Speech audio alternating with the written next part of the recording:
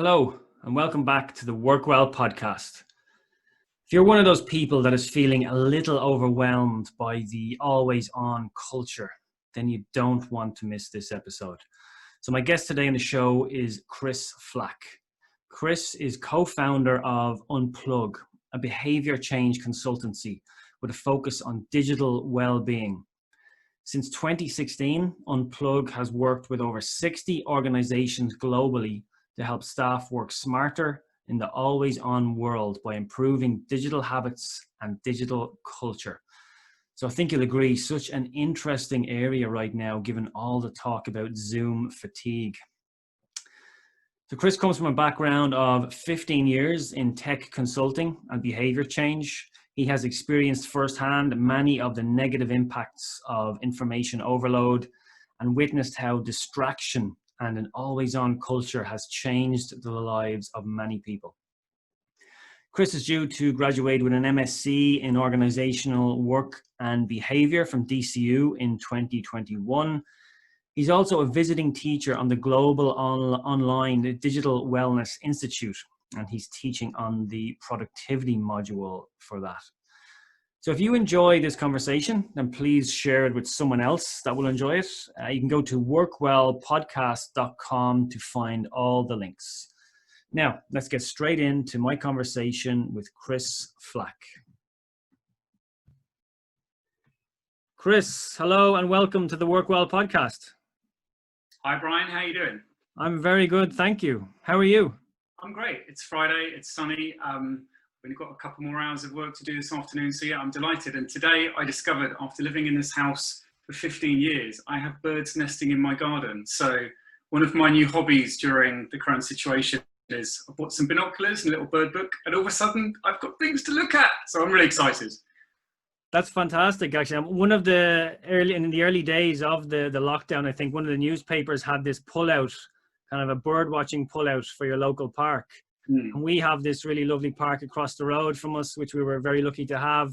And my daughter and I and my partner, we've been exploring that probably every second day, I would say, kind of doing our own little bit of bird watching. There's a really cool guide in the newspaper as well. So we've been doing our bit to follow up on the local birds.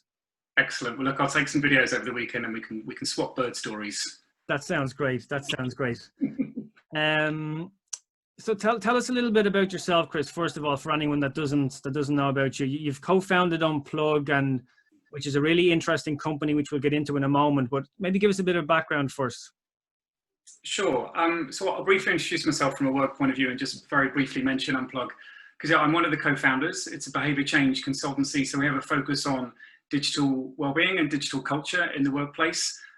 We've been operating since 2016. We're in about 60 organizations throughout Europe. And essentially what we do is enable staff to manage distractions, improve focus in an always-on world. So really helping them in today's world, improve their ability to switch off and improve focus when working. Me as a human, so my name is Chris. I'm originally from the UK. I've lived in Ireland for 15 years. It's very much my home now. I live in Dundrum. I love being close to the mountains. I was so happy that Ticknock was part of my 15K. And now obviously it's part of my 5K, and now I have Wicklow in my 20K, so delighted with that. So my hobbies prior to the current situation versus now were very different. I was super active as far as did a lot of hiking, used to do a lot of mountain running. I love tennis. I sing in a Garden Street gospel choir, which a lot of these things obviously aren't possible at the moment, but some of my new hobbies, which I'm really happy about, we've mentioned bird watching. I've really got into jigsaws. I was on a retreat over New Year's, and I don't think I'd touched a jigsaw since I was about 5. And I bought a load of jigsaws in January as a result. And interestingly, when I went on Amazon in mid-March to have a look at jigsaws, the ones that I bought were literally for $9.99, and all of a sudden they were over £100. So I kind of felt like the Wolf of Wall Street of jigsaws. So yeah, so that's me. Fantastic. Yeah, so I was wondering where all the jigsaws had got to, because that's another area I've been honing my skills in over the last couple of months. Again, with my daughter, we've been really getting into jigsaws. But it sounds like, so you've been seriously impacted by the pandemic, I would say, certainly work-wise, but the choir as well is an area that's been of course, we're hearing you shouldn't be, I guess, kind of singing and speaking is spreading the virus quite a bit. So that's another area that's been impacted for you. It is, yeah. So, I mean, choirs, it's almost like they're a super spreader event because you are really kind of polarizing all those droplets. Me personally, like all of us, I guess I've had my ups and downs in the current situation. I've struggled a little bit with loneliness, if I'm to be honest, because I'm on my own in my house. I don't have any family on this island. And I had an accident halfway through the lockdown. I chopped the top of my finger off, which just kind of slowed everything down.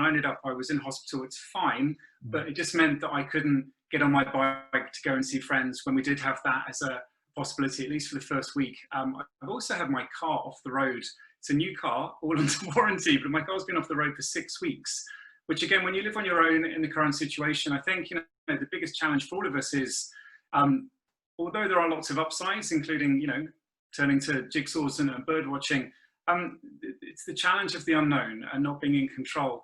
And I think when things are then added to that, so if there's an uncertainty with our jobs, or for example, if we have an accident, or if there's illness in the family, or for me, not having my car for 6 weeks has been a real challenge because I haven't been able to see my friends, even though some are 20 kilometers away. I can't see them because I don't have a car. So it's a really small thing, and there's far bigger challenges in the world right now, but that has caused a few bumps for me. So I'm really looking forward to the next week. My finger is now, I'm able to type with my 9th finger. So quite excited about that. And hopefully getting my car back next week. From a work point of view, it's been really interesting times. So I think just before this all happened, we had a really exciting year with lots of exotic projects, including some consultancy overseas and some nice locations, and then lots of work with our existing clients. What happened essentially was, because so much of that is on site, a lot of it got postponed, some of it got cancelled altogether. And I know you've mentioned this word before, I've heard on your podcast, pivot, and we don't really like to use it, but I think a lot of us have. You've done it yourself, Brian. Yep. We already had a green screen and kind of a lighting rig and video equipment and a professional mic. So we decided, although there's a slight bit of irony with our name, we had done a lot of video deliveries into Google and Accenture in the UK. So we just decided to move everything to video. And that's essentially what we're doing. So I guess the content is very similar. It's a slightly different lexicon we're using because of the situation. So a lot of our work would be in the world of what we would call digital resilience when working from home. But the key points around our ability to find focus, our ability to switch off, they're more relevant than ever. So, it really is, it's a very hot topic at the moment. Absolutely. They certainly are more relevant. And I was going to ask you that. So from your personal point of view, and thank you for sharing that with us, did you yourself then reach out to technology to connect with people, with your friends, with your family that you couldn't get close to at that time? Yeah, I think, the key thing for me, what worked for me, and we're all different, right? So this situation has been different for every single one of us, was discipline. I'm very lucky in that I have a very strong discipline as far as I don't drink much alcohol. I wake up super early. I do sport most days. I have a quiet practice. I have, certain ways of structuring the day to make sure I always have focus, because I think for a lot of us, we missed the connection with humans. We miss the connection to a purpose of actually being a shared purpose in an office. And then we miss our connection with nature. So I've, where I can, been super disciplined to make sure I'm getting them. If I don't make it out to a park at the weekend, I'll make sure that at least 3 days during the week, that's where I spend my lunch hour. And absolutely, Zoom was a go-to for me for most of this time. I had my birthday on Zoom, so I had a quiz about my life with 20 of my friends on Zoom, which was, to be honest, a little bit chaotic, but great fun. And it has been a fantastic tool. I think this situation, it is this massive social experiment where we can see working from home is a success, but it's really, so long as we know we can return to something, maybe it's blended, but something closer to what we were used to before. Yeah, absolutely. And those tools, I guess, when this kind of first kicked off, most people were saying, Well, isn't it fantastic that at least this is happening now, where we have the likes of Zoom and Netflix, and it's not 20 or 30 years ago that this is happening. But in more recently, I'm hearing people talking about Zoom fatigue and kind of just too much screen time. I mean, we're kind of missing it. The conversation has kind of changed, hasn't it, in the last couple of weeks in that regard?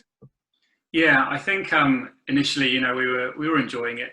Tiger King was great fun at the beginning. We had lots of it was a new experience. I think what we've found is, and there's research that really backs this up, is people are struggling with distractions, and then that's becoming a habit. And that's really then when it comes back to the idea of the ability to switch off. So there was a really interesting article in the New Statesman a couple of weeks ago that said since February, there's been a 300% increase in people searching on Google for how to get your brain to focus. There was some other research that came out of UL, so the University of Limerick. It was referring to research they did at the end of last year, in October 2019, showing that 25% of workers feel under pressure to work or to respond to emails out of office hours. So that's 25% last year. They did that during lockdown in May, and it rose to 44%. So initially I think we really embraced the change. It was great for those of us who have family at least for those of us who have family where the children are relatively easy to manage during this time, because that does depend on the age. And we enjoy downtime and being able to try new things. But over time, I think we really have started to struggle with productivity. And Nick Bloom, who, I don't know if you've come across him, he's pretty much the global leader when it comes to, from an academic point of view, in working from home. He's been working in this area in Stanford for nearly, more than a decade, at this stage. And he'd done a lot of research on this prior to lockdown. And what it showed was productivity can be very positive, but the key is that workers need to know that they also have the flexibility to go back into the office, to have face-to-face conversations, so that those pieces of creativity and collaboration are so important. And under the current situation, Nick Bloom's main reason for productivity not being that good is just down to distractions. And we all know that in the office we have distractions, but at home they're often even more intense. And that really comes down to, I know there's quite a few of the previous interviews that you've had, the likes of Catherine O'Flynn from William Fry and Shona Moran talked about boundaries, and the boundaries are completely blurred right now. So it's really important that we do put those in place when it comes to technology. Very good. And any particular advice then yourself, given exactly what you do in this area, is kind of supporting more positive relationships with technology. If we are working from home, which a lot of us are, what kind of good habits or what kind of good advice would you have for our working days and our working week? Sure, I'll give you a couple of examples. One would be one maybe for individuals, and then we'll talk about something for organizations. And the key thing before I start is just to say everybody's different. I think we often feel that people can get a top 10 list and it will fix the problem. Behavior change is hard, and digital technology is still very new, and yet has become very deep as far as how we behave very quickly. And if we then think of our use of the likes of Zoom, a couple of months ago, none of us had really used video conferencing, and now it's our go-to. So just being aware of that first of all. And if we take the example of Zoom, so quite a few of you, I'm sure the listeners will have been in Zoom calls and can maybe relate to the experience of seeing other people in the meeting, seeing them looking down at another screen, which can be quite frustrating. It's almost as if their intention isn't in the meeting. And there's a really interesting piece of research out of Virginia Tech. It's been replicated a number of times now, but it was originally out of Virginia Tech. It's called the iPhone study. And what it shows us is that if we have a digital device in our line of sight, even if it's switched off, it will dilute the quality of the conversation and our empathy. So a good example of an intervention that works with this would be, there's quite a few tech leaders, one of which is Sinead McSweeney at Twitter here in Ireland. She's the MD and the head of EMEA for policy. So what she has is she has a no device policy for meetings. And if we think of that then in the Zoom world, that works really well in the Zoom world as well, but not for every meeting. So for a lot of individuals, what we recommend is to actually put a structure in place where at the beginning of the meeting, if the intention is for interactivity, to actually have a no device policy. But for organizations, obviously, that's a little bit more complicated because they could well be very big town hall meetings or annual conferences or external providers coming in where that isn't necessary, that you have to have a no device policy. But that's really where it comes to the start of building things like a digital charter. And that would then include things like, okay, so from a corporate point of view, from an organizational point of view, we need to have certain rules within teams. And we're not talking about legislation such as the right to disconnect, but just flexible rules that allow us to have do not disturb at certain times, allow us to actually protect our time when we need to recharge. Because at the moment, this concept of distractions, we've never had so many distractions, and it makes us feel busy, which is great, so it makes us feel productive, but there's a big difference between being busy and actually getting work done.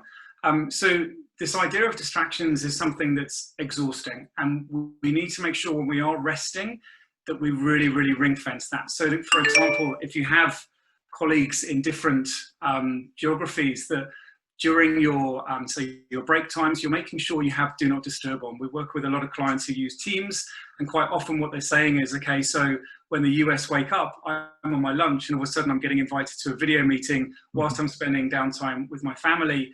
I don't want to put do not disturb on because that might not be seen as a positive thing as far as my enthusiasm for the project. But if there's a policy in place for the team to do that within a digital charter, then that gives you an understanding and something that everyone will actually comply to. And essentially it comes back to respect and empathy for your colleagues.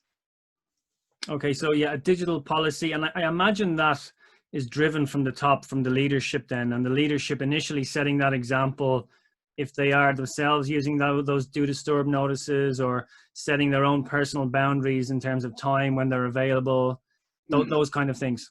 Yeah, and you know, we're being idealistic here, but ideally it's a three-pronged discussion. So it'd be between HR, IT, and the senior management team, but it has to come from the top. And that's why, you know, examples, the likes of Sinead at Twitter and Lacey Robertson at eBay, where they're really senior executives, and that just means that the rest of the workforce follow by as well.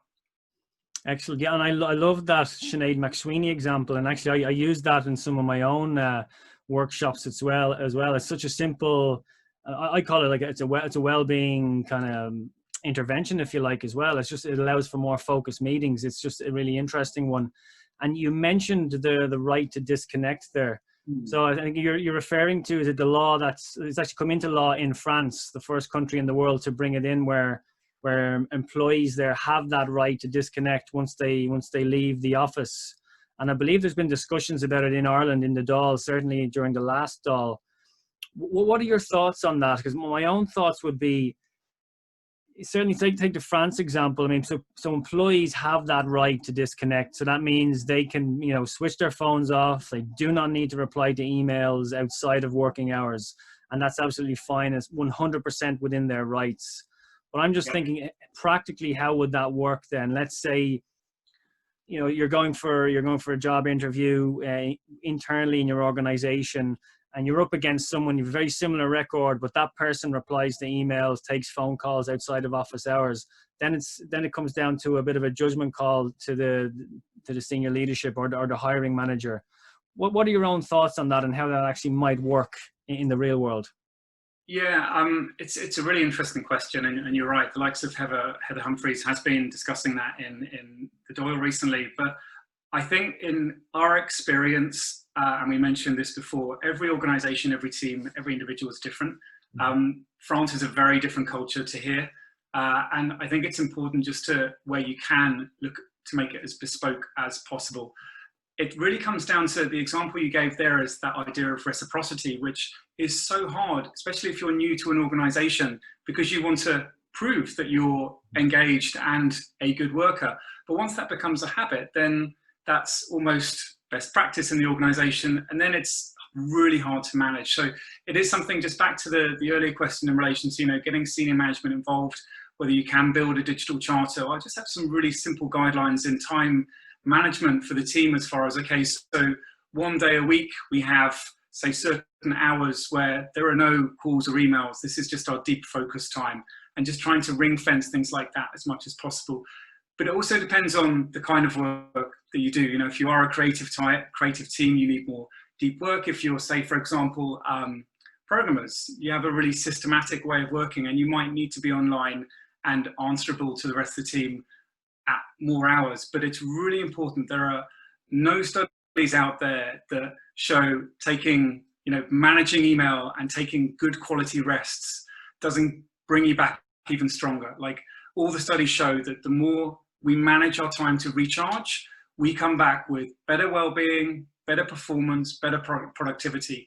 But it's something that I think in the world of being busy, it's really hard for our heads to get around. But that then also comes back to the idea of, are we just being busy, or are we really getting stuff done? And I think, just back to my earlier point in relation to discipline, it's really important in today's world we're planning what we're doing, because otherwise when we're at home, we can feel like we're getting so much done because we've been on this call, that Zoom call, we've answered these emails, we've emptied the dishwasher, we've read our children their homework. And yet, if we look at a plan and intentions and objectives for the week, have we really achieved those? And that's where we need to kind of bring it back to. But often we need a digital charter and guidelines to help us protect the time so that we can achieve our goals. Yeah, very interesting. And I like that point you made again about discipline, and how you mentioned your own kind of daily routine and discipline, certainly how you start the day. And kind of similar to my own, actually, just getting up early, getting a bit of exercise in, and a kind of almost like a healthy start to the day. And again, you mentioned the term there, deep work. And certainly I would try to, I read the Cal Newport book on deep work, and where he kind of focuses on trying to get that deep, productive work, or kind of creative work perhaps, done in the morning time, and then potentially the afternoon is free for that more reactive work. Certainly a goal I've been aiming towards. It doesn't always work out that way, but it's nice having that little bit of structure, that little bit of discipline, at least to aim towards that in the working day. Yeah, and I think, deep work isn't necessarily a new concept. Cal has provided us with a wonderful lexicon, but it's almost the idea of batch working, which is something that over the years has just become harder and harder to do because of distractions. However, if we have, as you've done already, just the awareness of the importance of it, it means that slowly over time, we'll start to manage our time, to look to prioritize deep work. But it's one of the biggest challenges we have right now. I know quite often at the beginning of our workshops, we ask the question, can any of you remember the last time you had 1 hour dedicated just to a project and you didn't do anything else? Even just 60 minutes. And it's fascinating. Very few people do that. And it's not because they don't want to, it's because there is an expectation for reciprocity of getting back on email and getting back to a call, when that might not be the right priority. But then again, every situation is different. And just to touch very briefly on your point of discipline there, I, like you, wake up very early, but I'm also conscious that's not for everyone. So that really works for me. But I know some of my friends, they think I'm crazy because I wake up early. I also go to bed super early. I found in lockdown, I've become a bit of a monk. So yeah, that's just what works for me. And what is early? While we're on the subject, what is early for you? You really want me? It's embarrassing, Brian. So I switch off tech at 7 o'clock. So I have no technology after 7 unless it's conversations with family or friends. And I'll try to keep that to audio only after 7. Just because we all know that the brain, when it's active the whole day, just needs time to slowly shut down. And typically then I'll spend a couple of hours doing jigsaws or going for walks with friends, doing a bit of sport. And I'd go upstairs around 9 o'clock and read and then go to sleep. Yeah, so super early.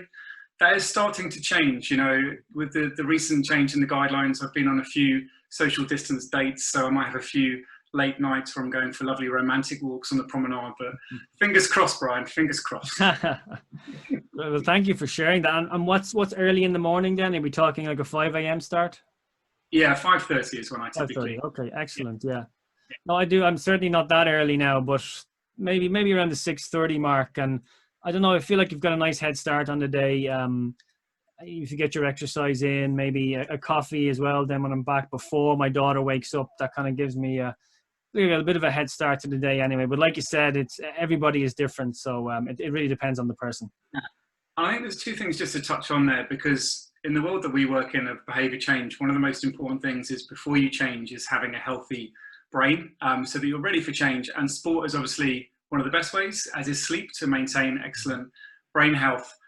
It's then just in relation to what you do in the morning, as far as, for the rest of the morning, making sure it somehow relates to your old patterns as far as boundaries. So, for example, if we're just getting up and going straight to work, then it's really hard for us to have boundaries. But if we can do something like go for a walk around the block at 10 to 9, just to create a little bit of a boundary.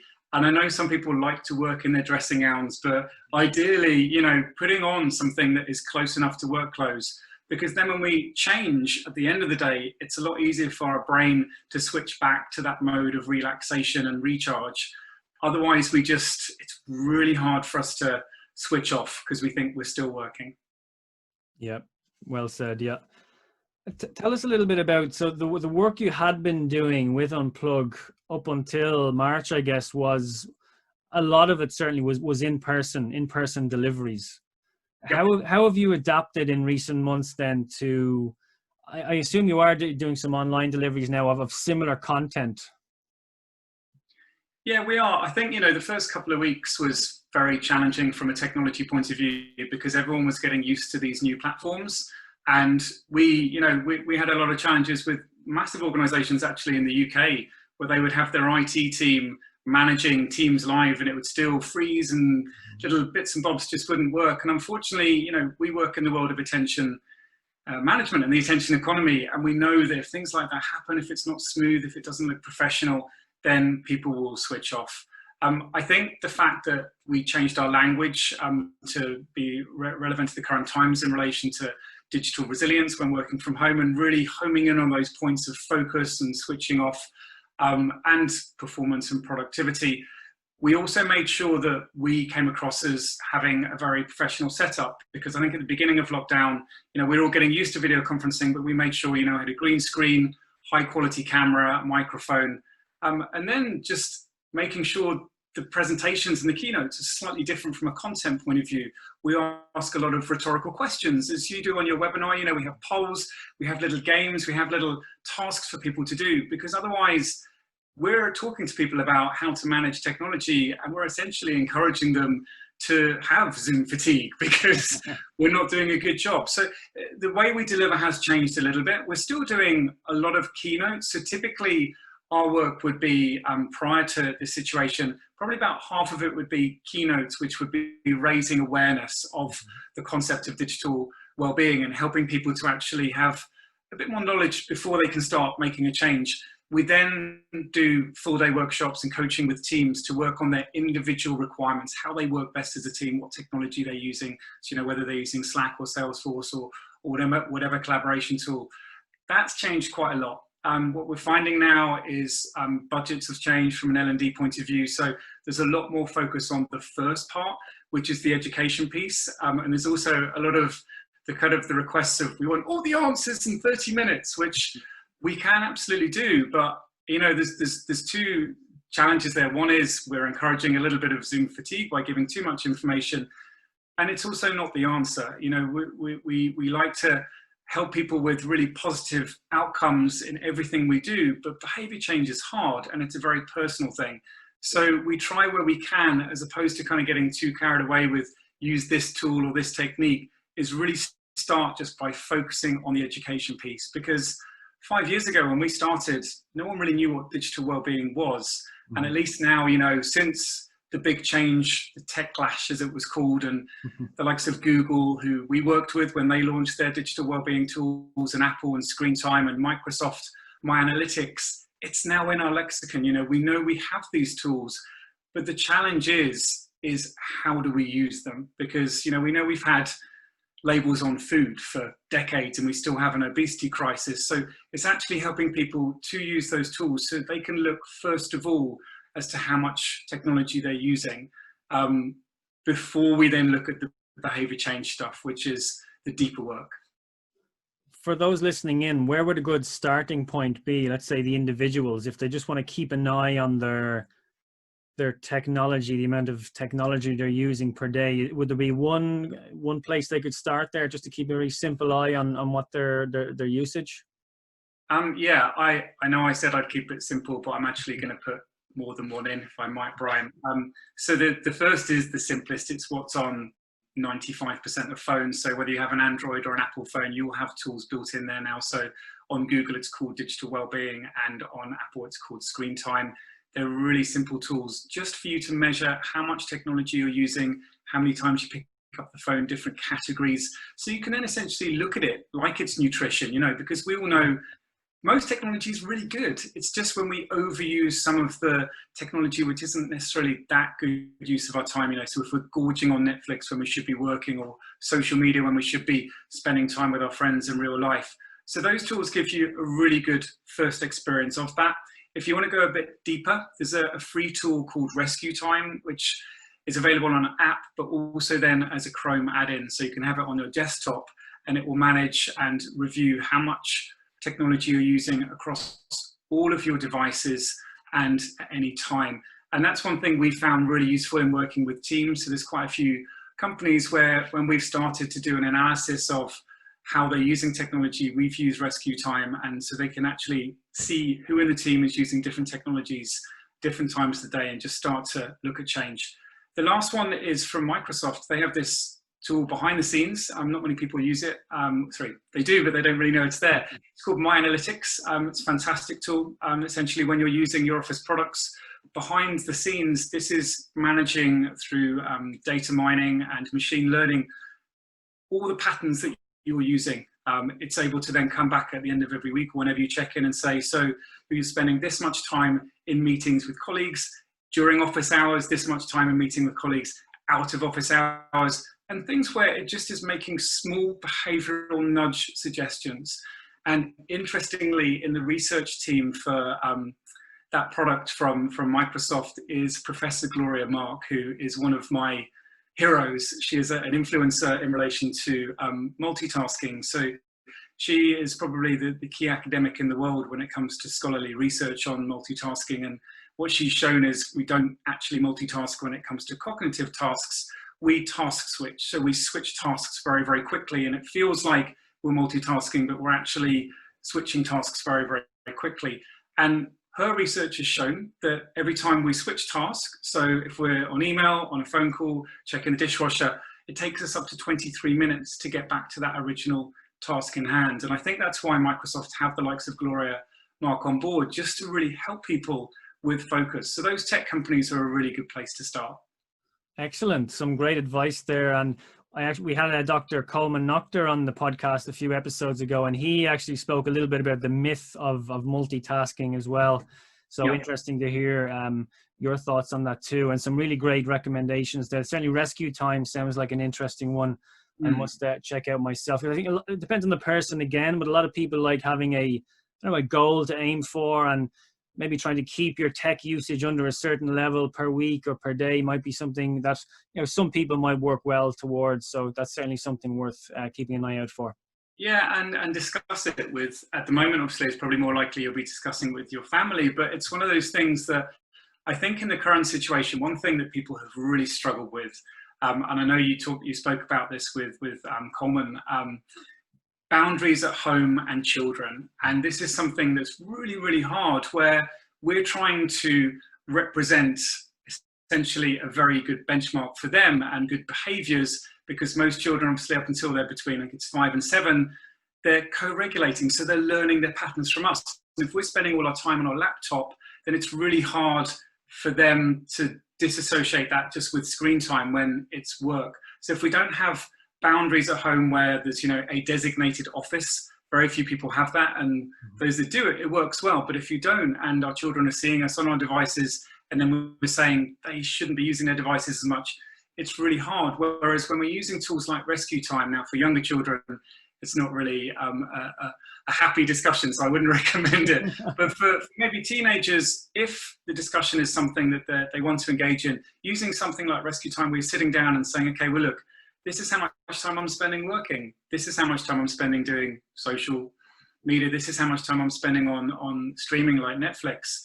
And then actually talking about it and reviewing. And I think it just emphasizes back to the boundaries of, you'll then be able to represent the fact that when you're on the screen, it's not great that you have to do that maybe sat on the kitchen table, but it's work time and you need to do that. So that's where the likes of Rescue Time can help.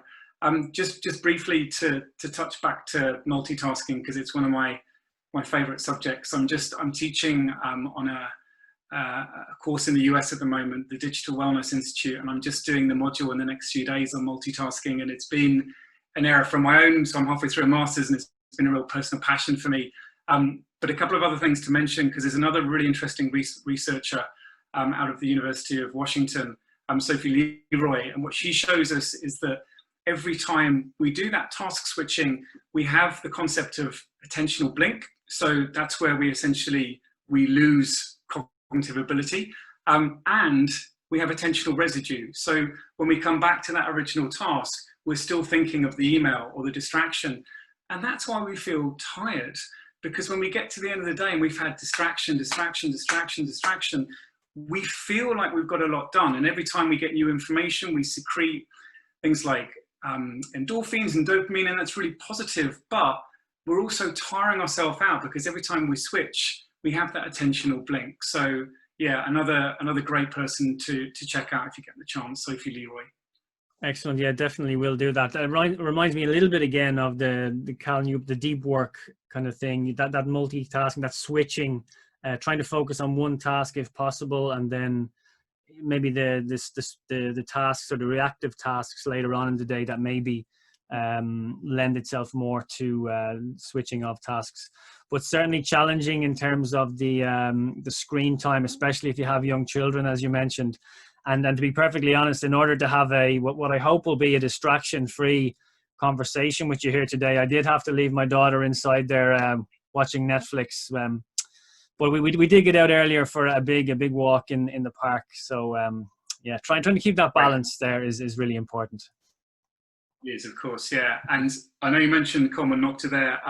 He's a great resource, as you've already mentioned, but other people I'd recommend the likes of Mally Coyne, Dr. Mally Coyne. But then also from a resource, Common Sense Media in the US has reviews of pretty much every single mainstream game, influencer, so YouTube influencer, an app that's out there for children. And it's a fantastic resource. You can go in and see if your child, for example, is saying, oh, everyone else is playing this game, it's really good, there's no violence in it. You can check for yourself. It's a fantastic resource. So remind us of the name of that again, Chris. Common Sense Media. Common Sense Media. Thank you. I'll certainly be checking that out. So thank you for that. Tell us a little bit about the challenges. So you're a small business and you're looking, really interesting kind of service to sell. But how is it kind of working with or trying to work with some of the larger organizations? We'll have a lot of service providers listening in, maybe people that are self-employed, maybe people that are working with smaller businesses. How have you found working with or, trying to work with or getting in front of the larger organizations to sell what you do? Sure. Yeah, it's definitely a challenge. I think one of the biggest challenges we faced is we're very, very passionate about what we do, but that doesn't mean organizations will buy it. Mm-hmm. What I've learned, because I used to work in very big organizations, the likes of Capgemini and Avnet, the huge tech consultancies, is that you always need to focus on the outcome. So it's really looking at it from a solutions point of view. So for us, when we are going to organizations, whether it's they're looking for empathy in a team, connection in a team, focus in a team, ability to be more productive, we're looking at that, and then we're stepping back to the tools we need. So we're not going in with a product or a service, we're going in with a solution. And that's back to that passion piece. You're often, when you're being passionate, you're talking about what it is you do. So Unplugged do digital wellbeing programs, but does that really make any sense for people? Whereas if you're talking about, we're going to help you improve your focus and your ability then to do better at work, have better downtime, spend more time with your family. It's a really simple thing, and it's just a slightly different lexicon. But so it's that almost just positioning everything as far as the outcome and the solution. That's been a big thing for us. And just to touch on what it's like in a small organization, because I'm sure you and many of the other listeners who are in entrepreneur, and that space is really, really wonderful. There's almost this mad pressure on the concept of startups to be some crazy fast scaling organization. behind the scenes, it's a lot of hard work, right? You know that yourself, Brian. And I think the most important thing is to do exactly as you do, and I share this as well, is really mind yourself. You know, make sure you are having a very healthy lifestyle. Doesn't mean you have to be a monk like I'm being at the moment, but, you know, make sure you're getting good sleep, you're getting a good amount of sport, healthy diet, spending time with really important, nourishing people in your life, having a strong purpose, spending time in nature. You need to make sure you have all those things, and then focus on really doing well and performing in your business. Excellent. Thanks, Chris. Where, I know it's a almost impossible question, but, you know, what will the future of work look like in your opinion? Where, you know, what will we learn from this? What will we take? What will we implement? And what do you think will we leave behind in the future workplace? Yeah, you're right. It's a very hard question at the moment. I think, just to answer it slightly differently and then come back to what the focus might be, I think one thing that's really important for people to do in the next couple of weeks in relation to return to work is to really make people feel safe.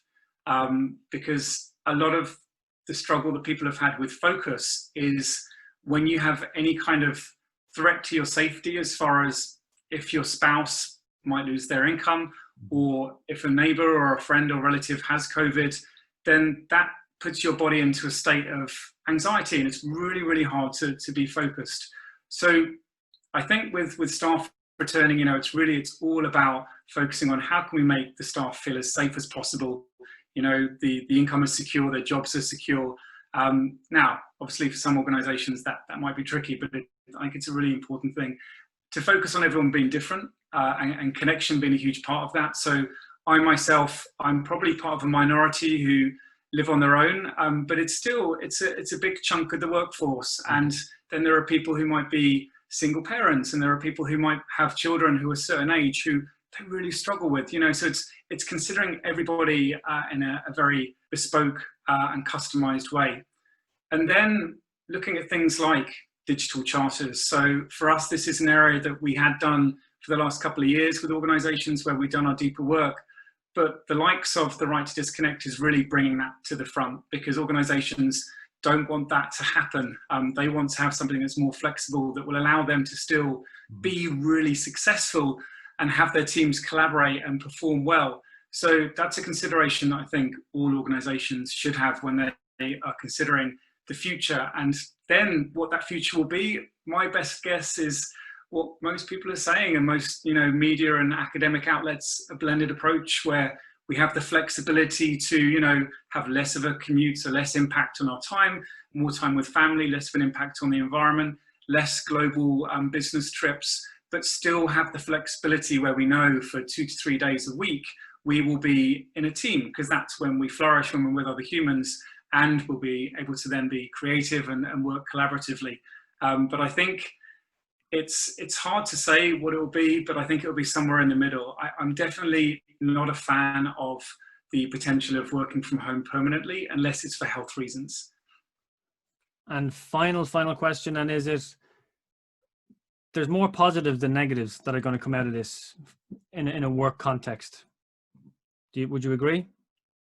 Yeah, I think, you know, it's given us, it's this big social experiment. Yeah. And I know we reflected on this earlier, as far as if this had happened 5 years ago, broadband, Zoom, all these things, you know, Tiger King wasn't here. I don't even know if I could have sourced the same jigsaws. So, you know, it would have been a very different experience. So overall, it's incredible how quickly we adapted as humans. It's absolutely amazing. And kudos to all the IT teams and all the various organizations out there who adapted so quickly. And I think, you know, we've all seen these huge benefits of the flexibility of maybe getting a little bit more sleep because we don't have a commute. Maybe we didn't like the commute, you know, so we don't have that, which is wonderful. But then going forward, it's the awareness of, because as we touched on earlier, I think a big challenge for people is not being in control. Once we get that back, once we know that, okay, ideally, you know, in the next while we're here, there's a vaccine. Once we get that, we will feel very different about the situation, as far as we'll see. It's almost like having a purpose, you know, that Man's Search for Meaning, the Viktor Frankl focus of once you've got that, you feel a lot more settled in every aspect of your life. But yeah, I think you're right. Overall, so many more positives, and even just things of people who have slowed down and got to know their neighbours. I had an incident, as I said, halfway through this where I chopped my finger off, and my neighbours were incredible. They really looked out for me. There was one evening where I had the unpleasant experience of, because I was in hospital but then had to change the dressing myself, I was on phone to the layer nurse, the 24/7, going through this process. And I'm on my own, and I realised I was in this situation where I had to boil the water and get all my utensils clean. And my neighbours were like literally throwing over dressing stuff over the back wall just to help me out, because I could have undid the dressing. And I was like, oh, I didn't have the new dressing ready. So yeah, my neighbours have been amazing. So yeah, big up to the community in Dundrum. That's fantastic. Yeah, so many positives, so many great stories. And I think, yeah, I think there certainly will be more positives. The time will certainly tell. As you said, it's an experiment. So I'm sure there'll be lots of interesting research and studies that come out in time that will tell us for sure. But I think anecdotally, we're certainly hearing and seeing some really positive indications. Chris, you've been incredibly generous with your time. Where can people go to find out more about you and about Unplug? So if you go to our website, which is unplughq.com, or on the socials at unplughq. Fantastic. Chris, it's been a pleasure. Thanks so much for sharing so much with myself and with the listeners today. Take care, stay safe, and we'll chat with you soon. Thanks for the opportunity to chat. Good man. Thanks, Brian.